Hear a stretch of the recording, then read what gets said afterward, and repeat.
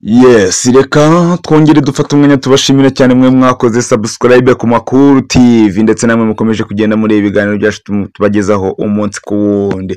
Uyu ni wa mwanya tubagezaho amakuru hirya no hino agiye atandukanye, ariko wowe ugiye kumva inkuru utameze neza ndagira ngo umbwire ngo ihangane Imana iza gufasha umere neza, ndetse nawe umeze neza ajya ukagushima Imana kuko niyo iba yagutije ubu buzima. Perezida Kagame na Diomaye Faye wa Senegal bitabiriye Car Free Day. Perezida Paul Kagame na perezida wa Senegal Bassirou Diomaye Faye wari mu ruzinduko mu Rwanda bifatanyije n'abaturage umujyi wa Kigali muri siporo rusange imenyerewe nka Car Free Day.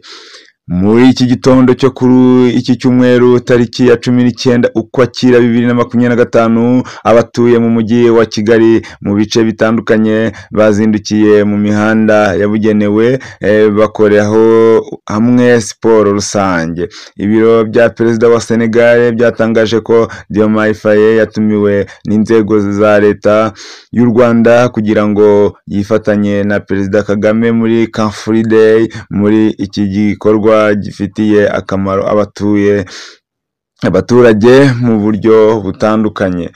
Bati aba bakuru b'ibihugu byombi bakoze urugendo rungana n'ibirometero 5 nk'ikimenyetso cy'ubuzima bwiza, imibereho myiza y'abaturage ndetse no kubungabunga ibidukikije. Perezida Diomaye Faye kandi wasoje uruzinduko yari yagiye mu Rwanda yanyujije ubutumwa ku mbuga nkoranyambaga ze agaragaza ko urugendo we n'itsinda rye bagiriye mu Rwanda rwagize umumaro mu mikoranire y'ibihugu byombi.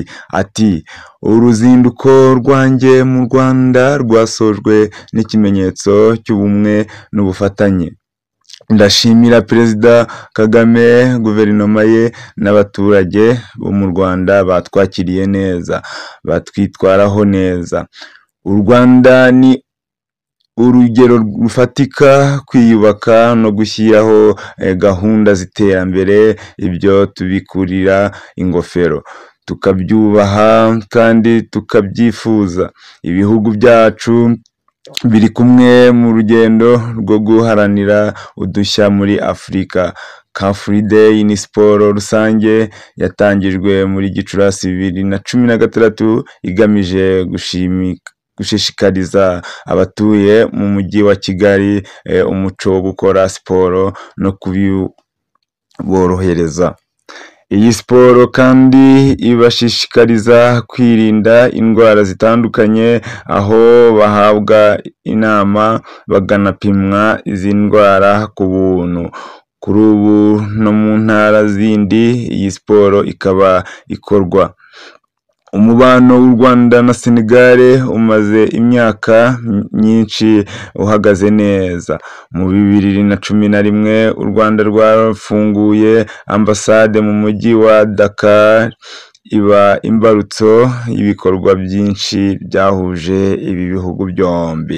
Ngira ngo nk'uko mubibona ukuntu amafoto yari yifashe, uko niko byari byifashe mu mujyi wa Kigali, hamwe n'umukuru w'igihugu cyacu cy'u Rwanda ari kumwe n'uyu perezida wa Senegal muri siporo yiswe Car Free Day.